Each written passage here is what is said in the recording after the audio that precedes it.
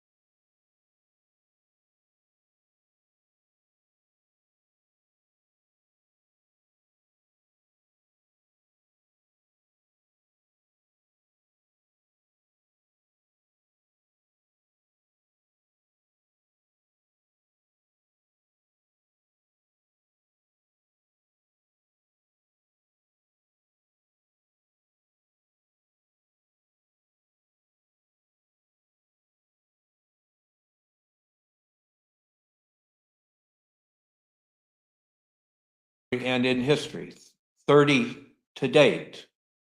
That means people completely innocent, convicted of capital murder, being sentenced to death, and some of them being exonerated at the last moment. So we know we have a broken criminal justice system. And we have a governor who set the national record last year with 19 executions and is on the trend to have one every 3 weeks in 2026. And that's all using hundreds of millions of dollars of our taxpayer money. So the crimes just replicate themselves over and over again. The amount of money that an execution costs is astounding.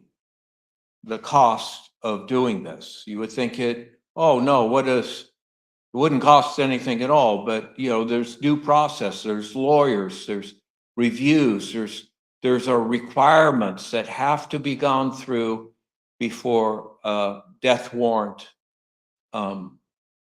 is served and executed. So it's a very costly way to spend our money. And I want to ask you all here to reflect on this one question, and then I'm going to pass the microphone over. On which one of last year's 19 executions did you feel safer in your community?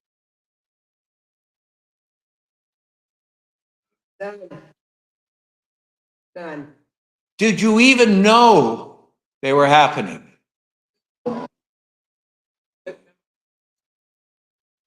There is nothing about killing a broken person that makes any of us safer. And I, as a pastor, would argue it actually endangers us. Because if we don't know how to help broken people, any one of us could be next. Yeah. With that, I want to take a moment and invite Abe and SueZann to come forward and introduce themselves and tell us about the campaign. Could you just speak for a moment to the Lutheran Church? So I am Reverend Dr. Russell Meyer. I'm the pastor here at St. John's Lutheran Church in the historic Springfield neighborhood of Jacksonville. Our congregation will be 150 years old next year. We've been in the urban core of Jacksonville since 1877. The Evangelical Lutheran Church in America in the early 90s adopted a social statement that absolutely rejects capital punishment as a meaningful expression of justice in the United States and America and calls for its abolishment. The gist of that social statement is, by any measure of the application of the death penalty in this society, it is done on the basis of race and class, not on the basis of guilt. And that there is simply no way you can justify killing one person because of race or class, but not killing another person because they got money and wealth. And so without getting into any of the details about the theology of just the application, we're just talking about the application before we get into anything else. It is unjust on its face. Now, of course, the Lutheran Church prides itself on doing theology. And I'll just give you the elevator speech on the theology. They killed Jesus. Enough already. Amen. Yes. I'm also the executive director of the Florida Council of Churches, which represents the mainline Protestant tradition, historic Black churches in the state of Florida. And not a single one of those churches support the death penalty. Amen.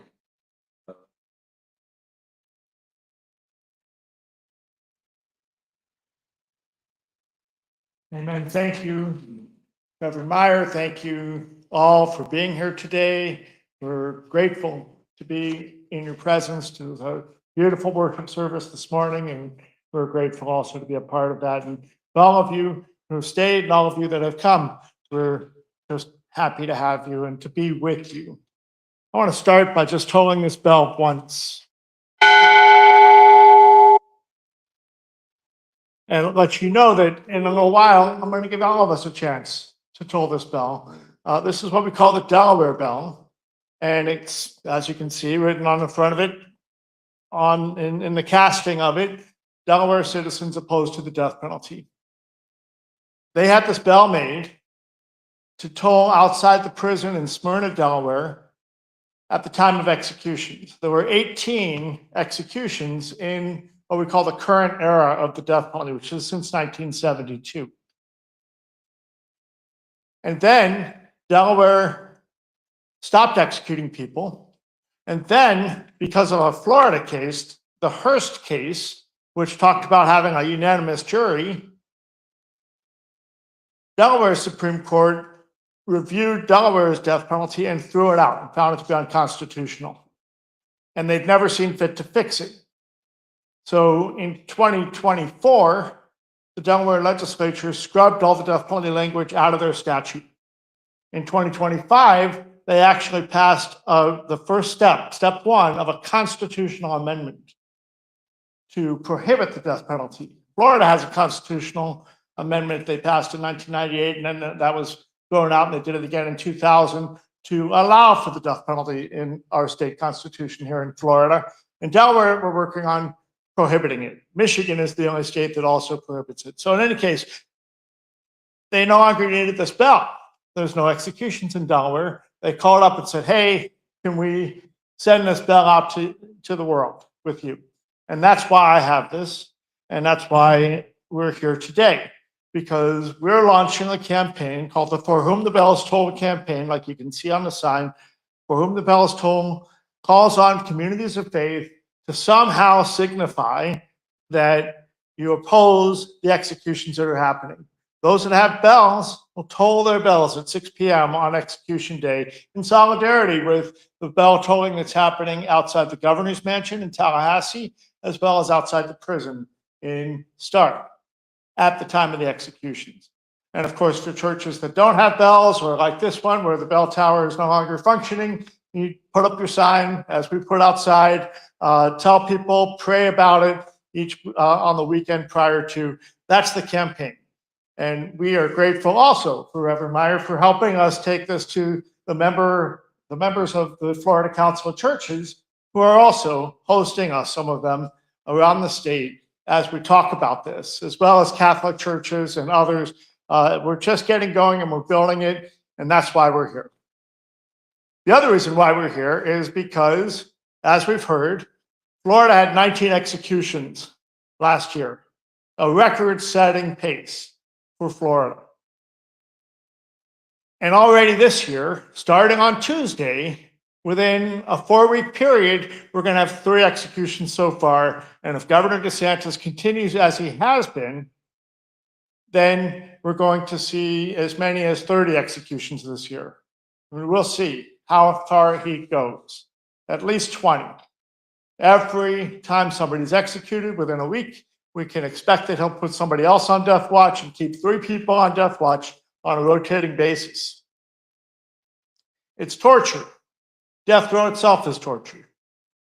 When they come and get you, you don't know they're coming until they come and they get you, and they come to your cell and they read the warrant, and you can take your address book. They do a strip search and see you in your address book, and they take you to the death watch cell. They put you in one. There's already 2 people there, and each time somebody's executed, they move you over. That's how it's functioning.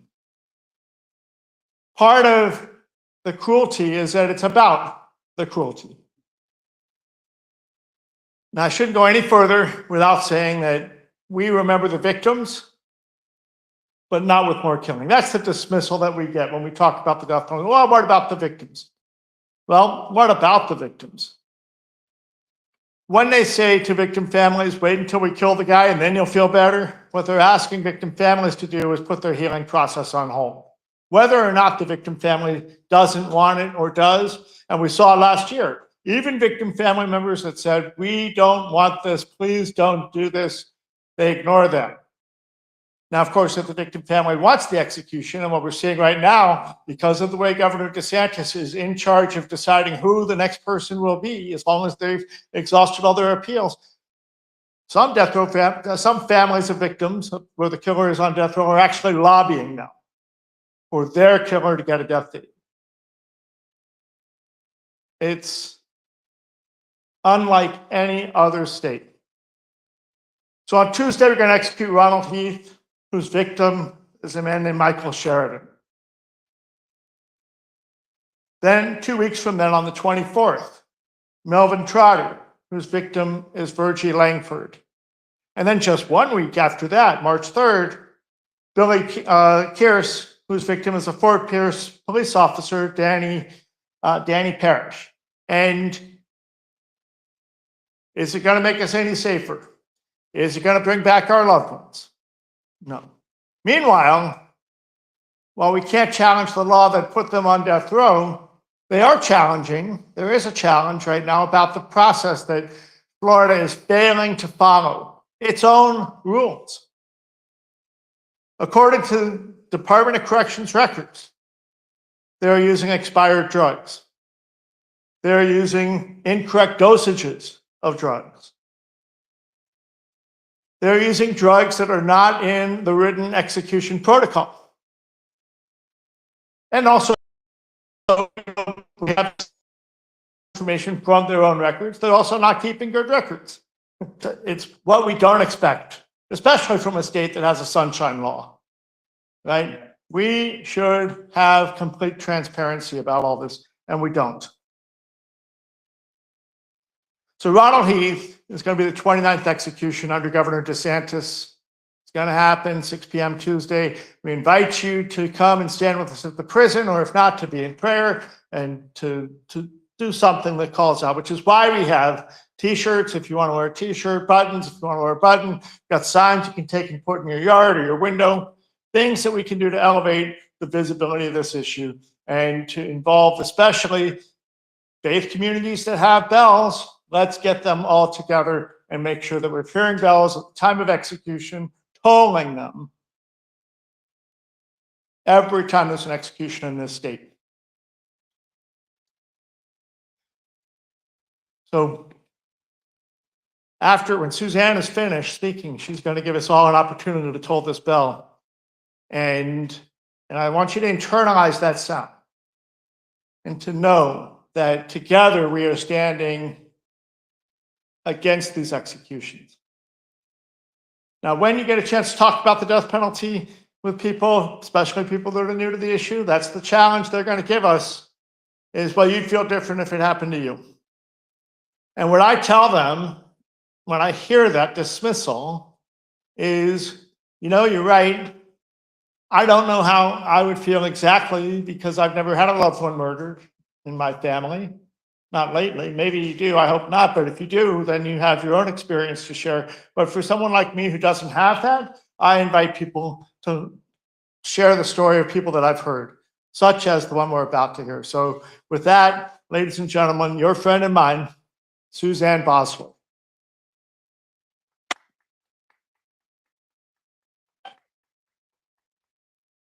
I hope that was for my hair color. Yeah.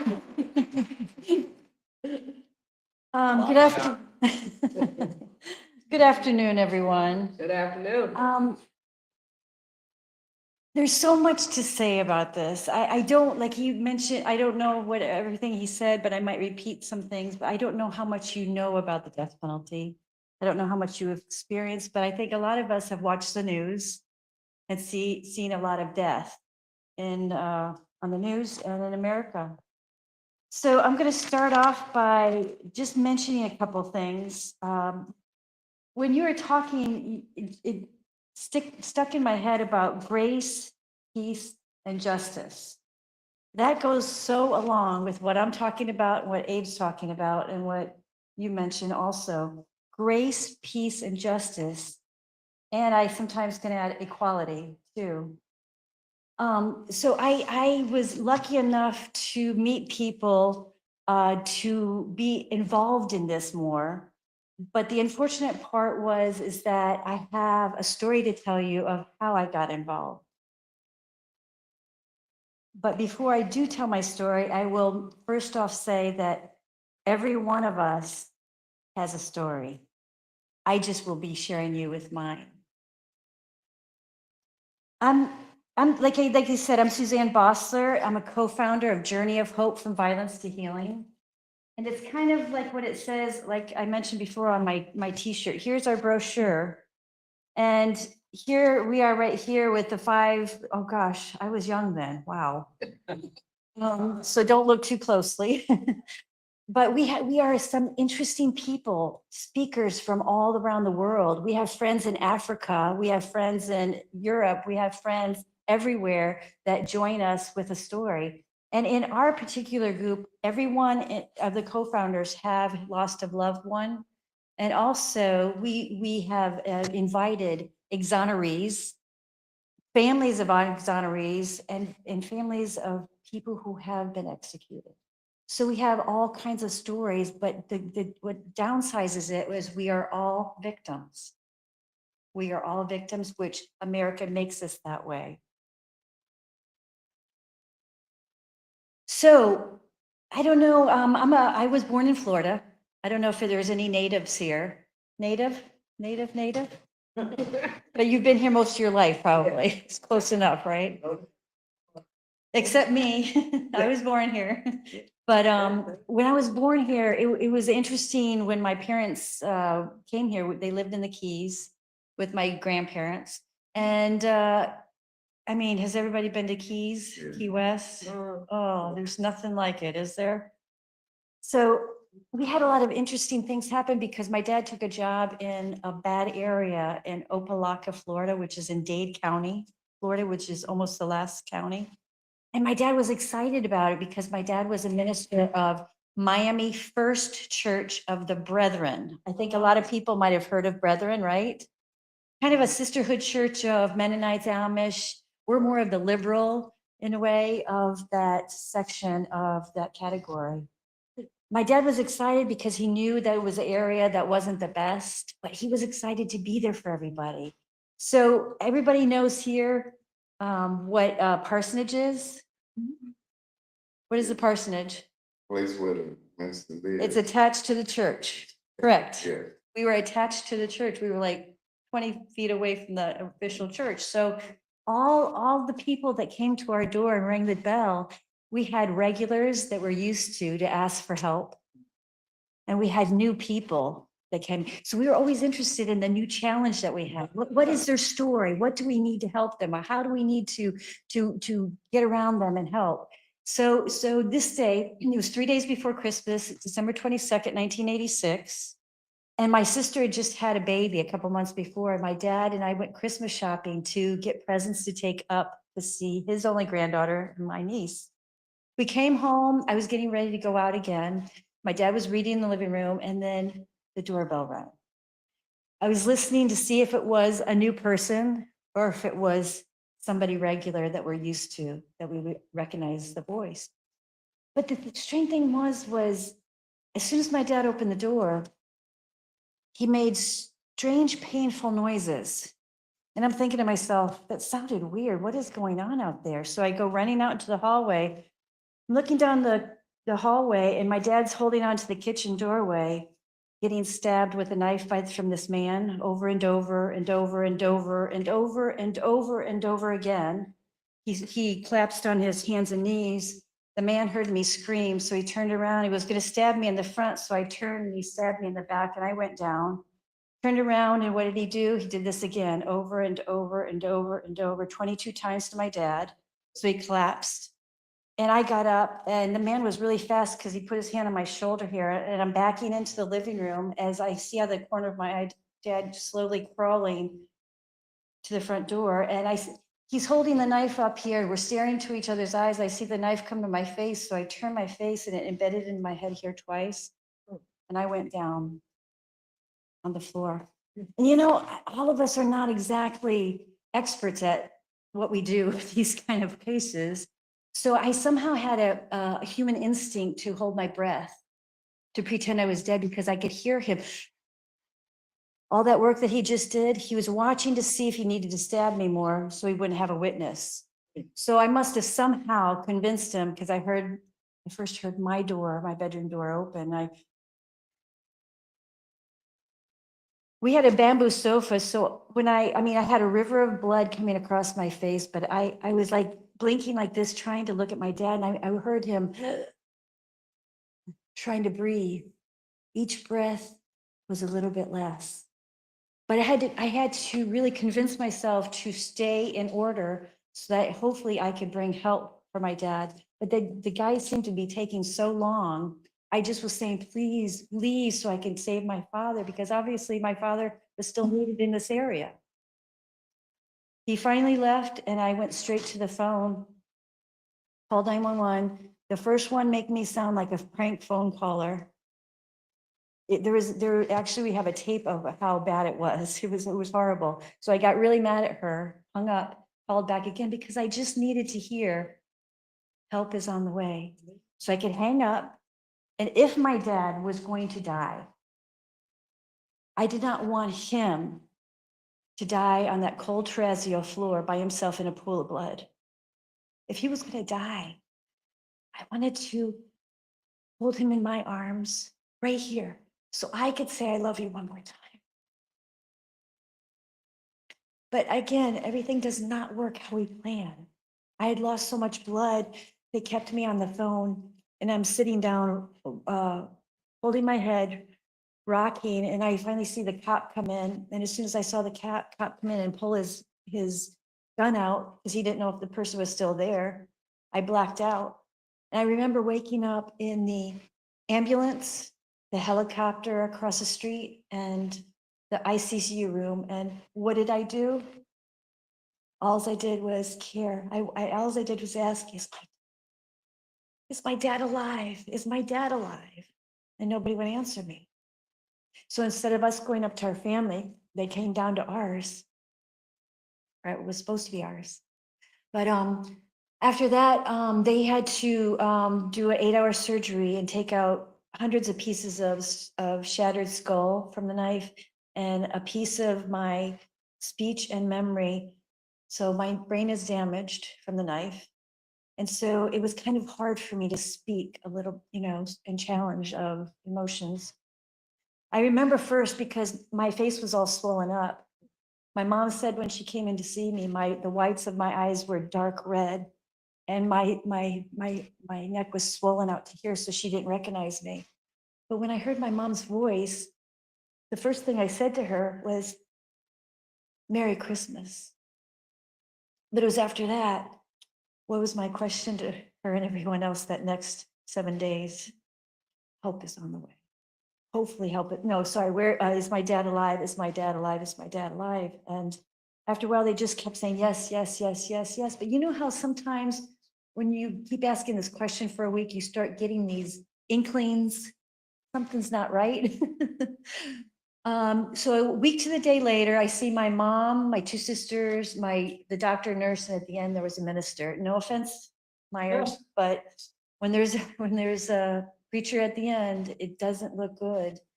And my heart sank. You know, when your stomach just turns. And my mom turns to me and says, "SueZann, your dad's not alive anymore." I did not handle it very well. I didn't handle it very well because I was trying to stay alive to see if I saved my dad's life. So I had all this guilt feeling,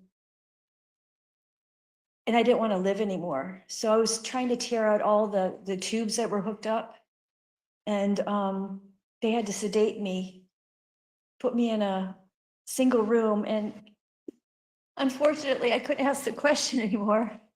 I'd ask myself the questions like, who the hell am I? What do I do now? And where do I go from here? I will tell you this, when I was laying on the floor watching my dad take his last breath, I had very short conversations with God. Very short. But God knew that I was talking to him. And I was not afraid if I died and my dad lived. Because again, that place needed my father. After that, my mom and I moved into a place right by the hospital because we had to be there 2 or 3 times a week for therapy and for my brain. And I had to have, 8 months later, I had to have, for 8 months, I had to wear a plastic cap because there was only the skin protecting my brain for 8 months. So they had to put a plastic here. It started also with the interesting part that I just turned 24. So it was interesting that I had to go and talk to the prosecutor that was set for the case. And what did I tell him? What did we and my family tell him? Immediately, we told him that we are against the death penalty. And they were surprised. And I'm thinking to myself, he's got to know more of my history. Where my dad was a minister, we're for life, not death. And so I thought, okay, this is United States. They'll listen to my opinion of being for life, not death, and everything will be okay. So his name, the man who was caught, is James Bernard Campbell, which is to me a human being. He's a human being too. I don't agree with what he did, but I could not stop but think he's still one of God's children. I had to sit down and say, okay, I have to look into his history because there's got to be a reason somewhere back there that where he is today, which is true because when he came in, I could never hear a clear word from his mouth. It was all mumbling. And when he was right here, we stared. It was like dilated. So I learned out later that he was on drugs. He was coming for money for drugs. Not an excuse though. So, interesting part where the court system came in. I was a witness, and he was found guilty, which is what I wanted. And so after that, 6 to 8 weeks later, was coming up for the sentencing, and I said to them like 5 times. Yes. I said 5 times to them, we are against the death penalty. We want life, not death for James. Okay, SueZann, whatever you say. And what did he do? He got the death penalty. And I'm thinking, he didn't try hard. So the case went to Supreme Court, came back, and I had to witness again. He got the death penalty again. I'm thinking, something is not right. They're not listening to me. And to me, I thought, if I'm the victim, I thought I was pretty damn important. I thought it was important, for my opinion at least, but got the death penalty again. So I said, I broke down and said, this is baloney. I had to hire my own victims' rights lawyer to teach me what I can and cannot do in the courtroom and to protect my victims' rights, which I needed in that courtroom that wouldn't have anything to do with my opinion. So she taught me, SueZann, you cannot look at the prosecutor because he controls your answers, what he wants the jurors to know and see, because he wants the death penalty. So I had to look everywhere else but him. And she said, you are not allowed to have any emotion because that's what he wants the jurors to see to get the death penalty. So I had to really break down and do what I needed to do. So before the jurors came in, the judge turns to me and says, SueZann, you're not allowed to say your opinion about the death penalty. I'm thinking, like I kind of said before, is that I thought I was in America. I thought we're kind of, liberal with our opinions, but it was not at all. And I was just really in shock. But brought the jurors in. The prosecutor asked me that same question. He asked me like 5 times. SueZann, what is your name, your address, and your occupation? I'm looking at the jurors. Say my name, my address, and I said, I'm a hairdresser and I work to abolish the death penalty. They didn't really laugh from there. It was quiet as a mouse for like 5 seconds. You'll see it on 48 Hours, which they taped my whole last 2 trials. It was really interesting. And so after that, he asked a couple more questions to pretend to the jurors that everything was going smoothly, sent them out, sidebar with the lawyers. And finally, the judge turns to me and says, SueZann, if you ever say your opinion again about the death penalty, I will put you in jail for 6 months and fine you, which, I wasn't exactly expecting as a victim, So it was kind of like, but you know what? It did not throw me off. I cried. You'll see it in 48 hours, but I cried, but you know what? It didn't stop me. It didn't stop me. Okay. Let me go back to the second appeal because before the jurors came in for the second appeal before that, somehow I had this thing come about me about forgiveness. And I pointed to James and I said, James, I forgive you whether you accept it or not. I forgive you. And it was like he and I were the only ones in that room right now. It was like, it was just him and I. And, you know, me as a PK should know what forgiveness is. It took me 5.5 years to 100% not just say the words, but to have the words come from my soul to really mean it. And after that, I had so much more power and energy in my soul to not just save his life for my dad. I did it for me, but I did it for the most important person sitting there, James Bernard Campbell. I went through that whole thing, didn't get arrested this time, thank goodness. So I on June 13th, 1997, I call it my day of victory. Actually, it should be James Bernard Campbell's day of victory. We got him 4 consecutive life sentences for the rest of his life. Right? All right. Pretty good. Yeah. So after that, I remember when the reporters were doing all this interviewing and all this stuff. I remember walking down the court steps, and each step I took, I was like, what do I do now? What do I do now? What do I do now? But I was lucky enough for the journey of hope from violence to healing, and people like Pastor and my friend Abe and hundreds of other people that give me the energy, that have had lost a loved one too, that get me back on board to abolish the death penalty worldwide. I always throw this in because it makes it more interesting. When Dad and I lived in the Keys, our family, I tested my dad on the death penalty, the deterrence, the costs, the this, the that. He answered every question just like that. And finally he says, SueZann, let's just make it, let me make it simple. 8 years before this happened, if anyone were ever to murder or kill me, I would still not want that person to get the death penalty. So again, I will go back to the first 5.5 years. I did it for my father first because I wasn't happy. And then after that, after I did forgive him 100%, I did it for all of us. So that was the victory right there too. I'm going to bring out also, the only thing my mom said was forgive them, for they know not what they do. Forgive them, for they know not what they do. And everybody's heard an eye for an eye, a tooth for a tooth. That could be a whole nother sermon for you. Would you? Well, how about in a half hour? Okay. If it was an eye for an eye, everybody's heard the Gandhi, eye for an eye, the world would be blind. Exactly. I remember this specifically. Me being a PK, I thought I knew what forgiveness was, but I didn't. So what happened was, before I 100% forgave James Bernard Campbell, I thought, I'm forgiving him. I'm better than him. I'm up here. He's down there. And when I 100% forgave him, he was here and I'm here. We're equal.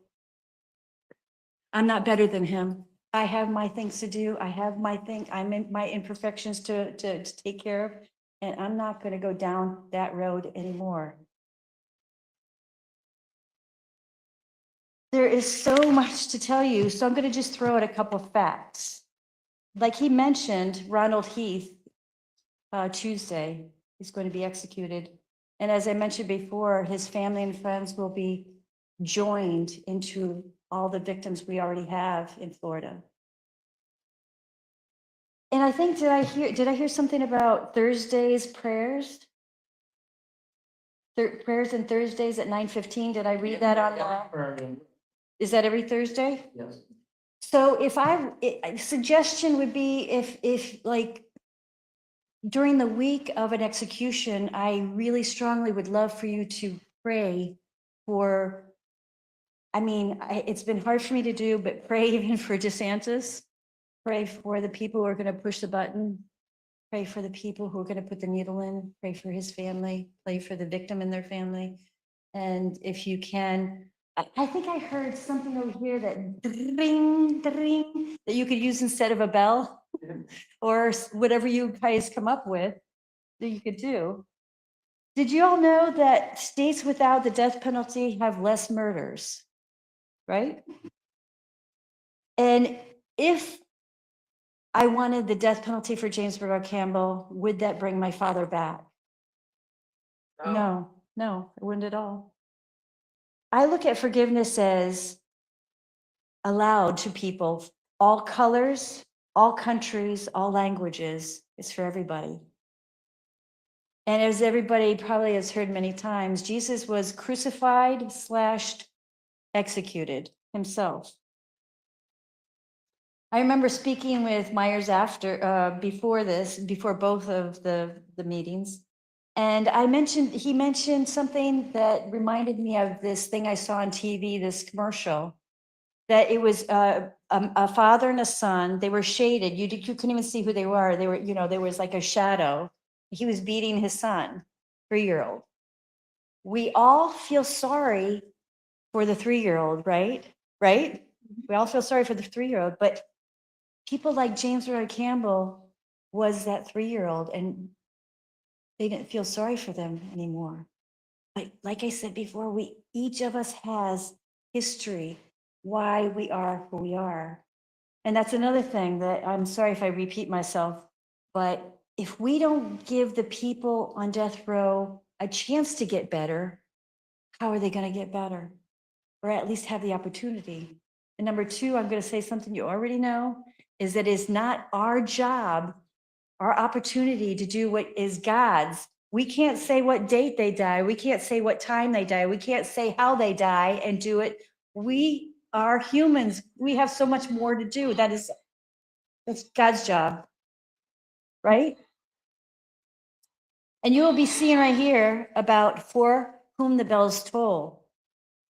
I think I might have mentioned on the, I don't know if that's organ or piano, there's all of these buttons. And the thing is before a long time ago, I was afraid to wear a death penalty shirt or a button to the grocery store because I thought, oh my gosh, what are they going to think about me? And you know what, today, I'm not afraid to wear a button to the grocery store or to the laundromat or to wherever I am going to do it until I take my last breath. I'm not going to stop. I will have to take, I got to say citizenship sabbaticals, but I need to take a rest too to get strong again to do what we need to do. We need you to sign a petition. Okay? Sign a petition.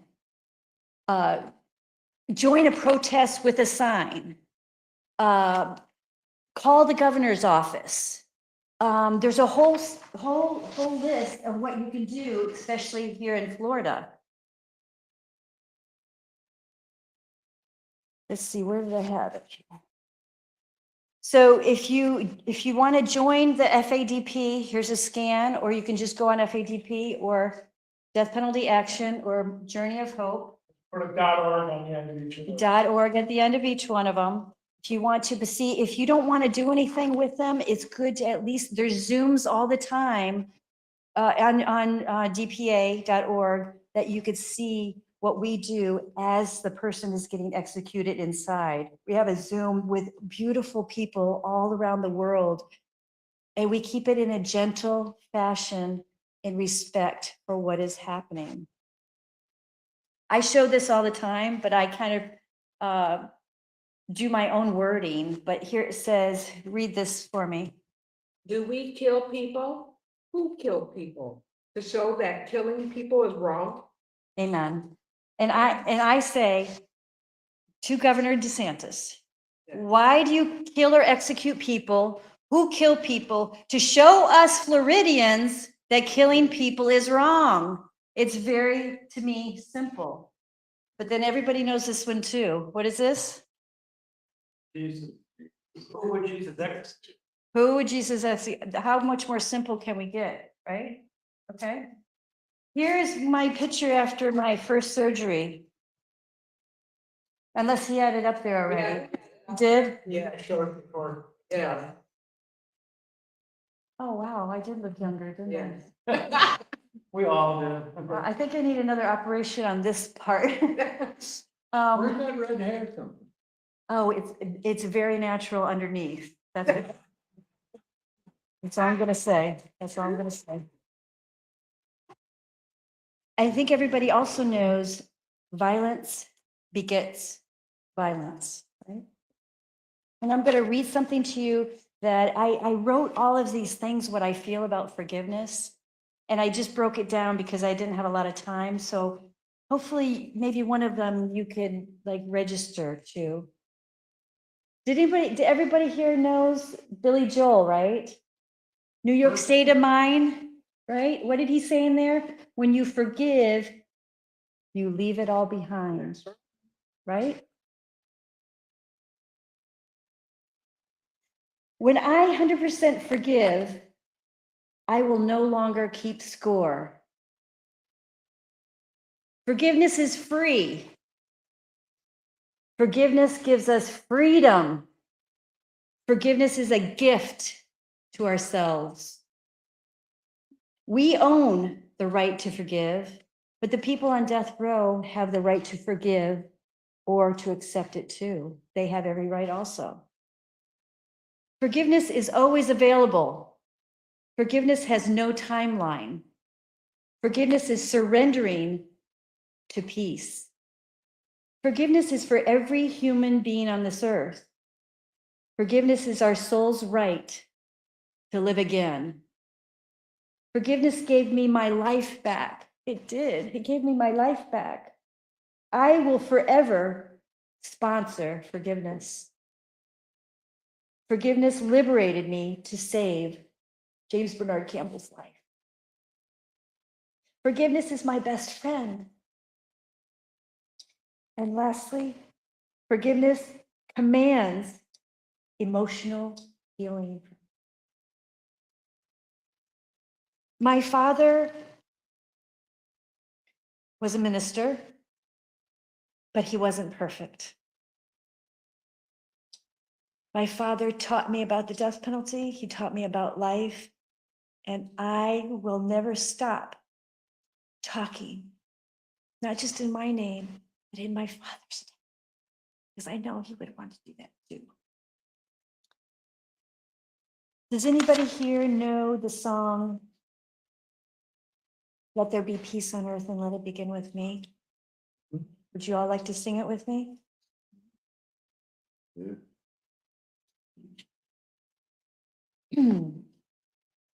Let there be peace on earth and let it begin with me. Let there be peace on earth, the peace that was meant to be.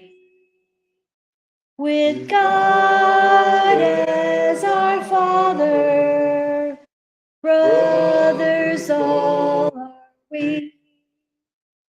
Let me walk with my brother in perfect harmony.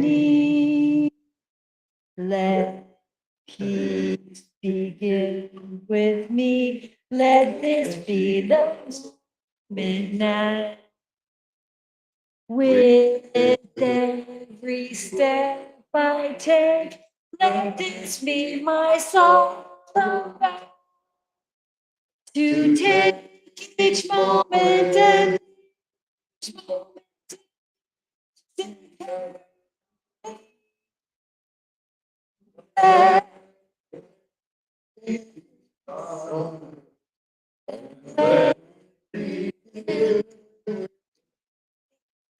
I say, let it begin with all of us. Thank you.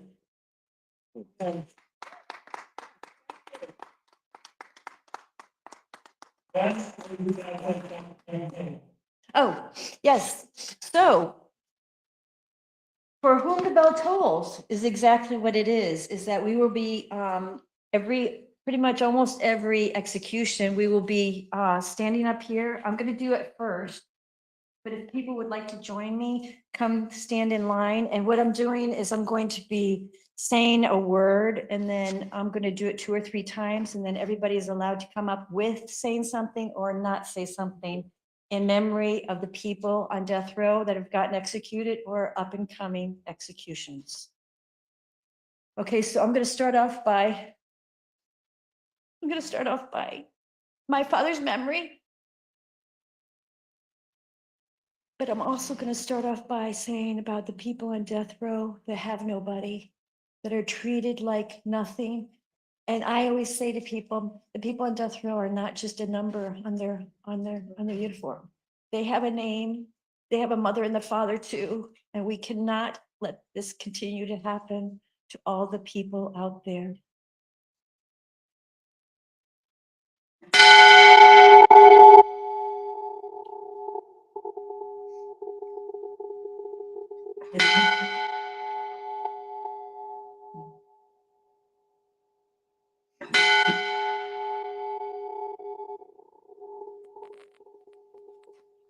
Thank you, SueZann. And thank you all for being here. Let's just come get in line and join us. And before we go, I want to invite you again, take the pins, take the signs. If you put one up somewhere, we've got some t-shirts and things like that. We're giving them away to anybody that will use them. And, you know, they say, don't ask for whom the bell tolls, it tolls for thee. It tolls for all of us. And for us, and for this campaign, it's a ringing out an alarm for what our government is doing and what we must stop. And it doesn't take a whole lot. You can do this with your pinky. Let us love one another.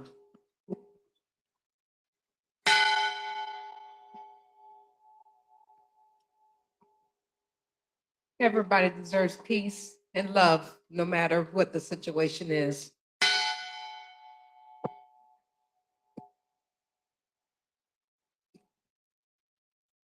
My mother and grandmother were the first women chaplains to walk death row.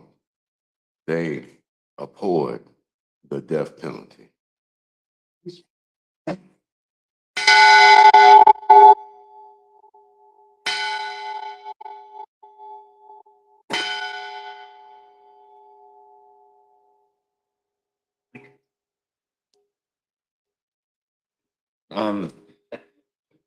Um, always prayers for the victims, and just, always prayers for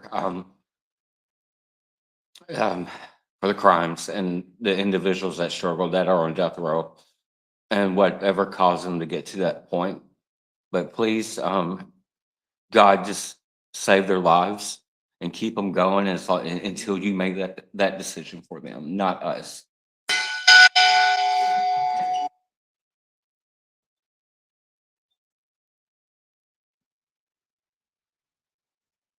I'm doing a prayer of gratitude for SueZann and for Abe and for the folks with Floridians against alternatives to the death penalty. For my good friend, Father Fred Ruse, you know, Fred shows up at every execution in Daytona and brings a busload. Bill. And his pastor is Phil, Agita and Fred.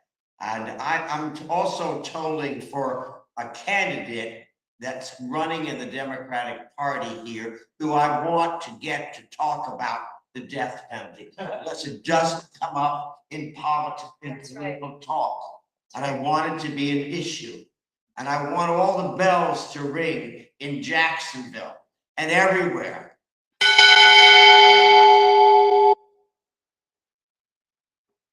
And in memory of my good friend Mac, who got off death row and lived till he died of COVID, eternally a prisoner with life imprisonment, and who I visited for 10 years, and who ministered to me more than I could ever minister to him. God bless Mac and his spirit and the people in his family.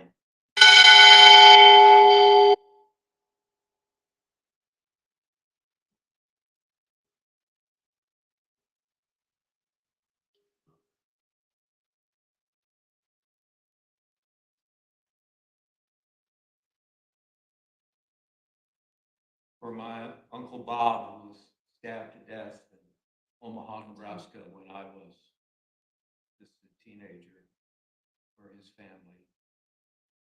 For those who, for whatever reason, motivated them to jump him in the middle of the night. For the many exonerees I've met and known in Florida, and for their stories. But most of all, for the criminal justice system in Florida, that it might move from being about punishment to being about rehabilitation.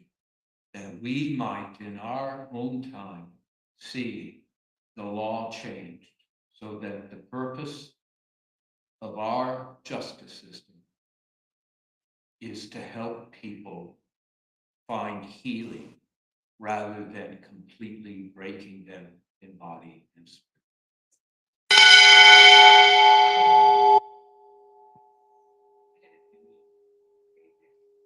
Amen. Did anybody have a question or comment that they would like to share? I forgot to say that. You're welcome Just to. ready to get t-shirts or buttons, put a sign in my yard. Oh, yes, and take as many buttons as you would like to, if you know